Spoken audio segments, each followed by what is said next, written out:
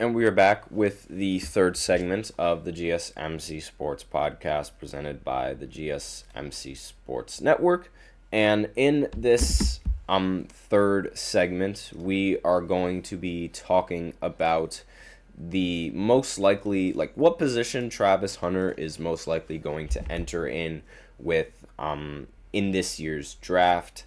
And obviously we know he's rather ambidextrous in terms of playing positions in football. He is he is definitely the only player who has been able to play both positions as competently as he can. I mean, hold on just 1 second. Let me just adjust the size of this real quick. Give me 1 second. All right, there we go. So again, Travis, he's ambidextrous, so he can play ambidextrous. It basically means like you can throw with both hands, like you're dominant with both your left and your right hand. So not really ambidextrous, but in the sense that he can do things with both hands, but in the sense that he can play offense and defense, and that was one of the not really issues, but sort of the expectations if you are going to draft him.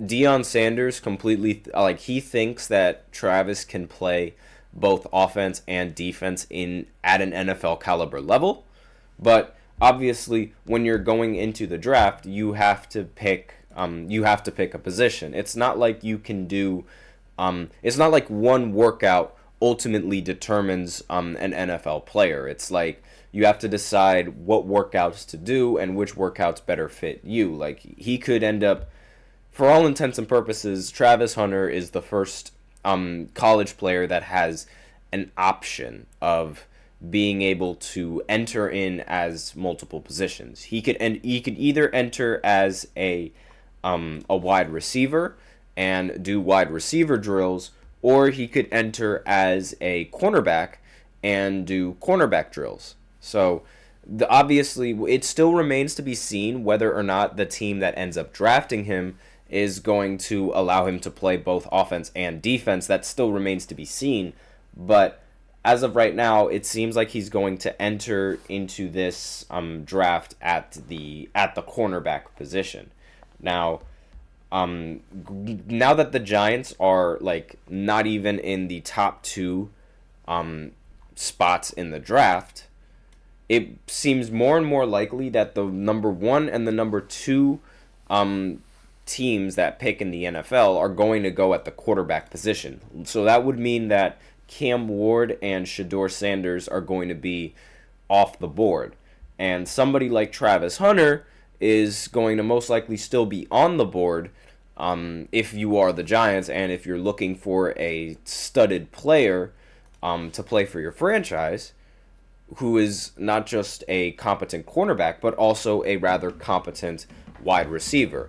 And it's something that it is a position that the Giants do need. They do need a solid corner, and they also could use a solid wide receiver. And assuming they let Travis Hunter do both, again, that's not entirely sure because, as we know, MetLife Stadium plagues many players with injuries. So and it's mainly because of the field that they use, the turf that they use for that field. And if Travis Hunter ends up playing both offense and defense, that's a more likely chance that he gets hurt doing that, as opposed to just playing one position. But again, he won the Heisman for a reason, and a number of NFL coaches as well, they believe that Travis Hunter's main position is cornerback, and that's going to be the main position he plays in the NFL. The debate has been, it's been talked about repeatedly, and it's going to continue to be discussed as the 2025 NFL draft gets closer. No idea what position he's going to enter in, if he's going to be a wide receiver, if he's going to be a cornerback. At the college level, he was at the top of both of his positions, so I really hope that whichever team ends up drafting him allows him to play both positions, so that way he could be a star in both of them. He also ended up receiving the Biletnikoff Award, which is given to the nation's most outstanding wide receiver, him. And he was also awarded the Bednarik Award for being a top defensive player in the country. And of course, the Heisman Trophy, that's like the best trophy of all of them. And he was the best at his position on both sides of the ball, putting himself in pole position to be a top selection in the draft.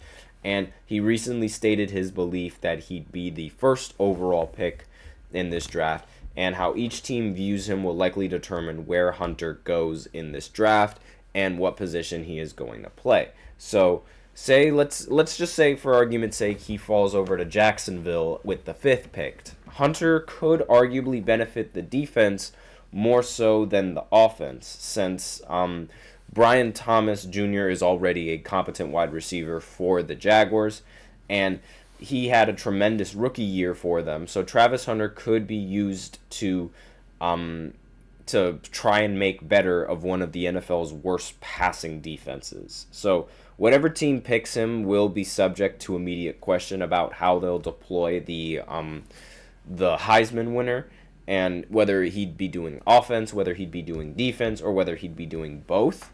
There is currently a 3-1 count of NFL teams I've surveyed who have Hunter graded as a full-time cornerback who can take some snaps at wide receiver, which is going to be very interesting. The results, while only taken from 4 teams, and is also unclear if any of the teams surveyed owned a top selection in this draft, they present an idea that hasn't been done effectively for an extended period of time in the NFL, and the last to pull off a stunt like this was Hunter's college head coach, Deion Sanders, and of course all the way before that in '96, while the Dallas Cowboys had Deion Sanders and they earned All-Pro honors on the defensive side of the ball as a cornerback, the Cowboys also had a package of plays designed for him on offense as a receiver, and he ended up finishing with 36 catches for 476 yards and a touchdown across 16 games.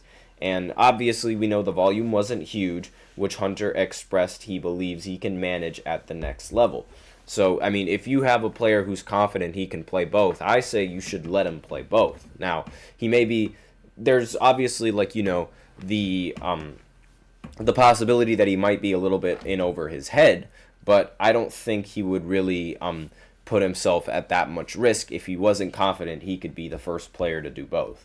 And I have full confidence in that. Let me know in the comments if you guys think he can do both, or maybe you guys would rather see him at one primary position going into the NFL and not playing both positions, both cornerback and wide receiver. But that's all that I have in this 3rd segment. So now we're going to go into the 4th segment where I talk about the NBA games that took place yesterday. So I'll be right back after the short break. Be sure to stay tuned if you guys are interested.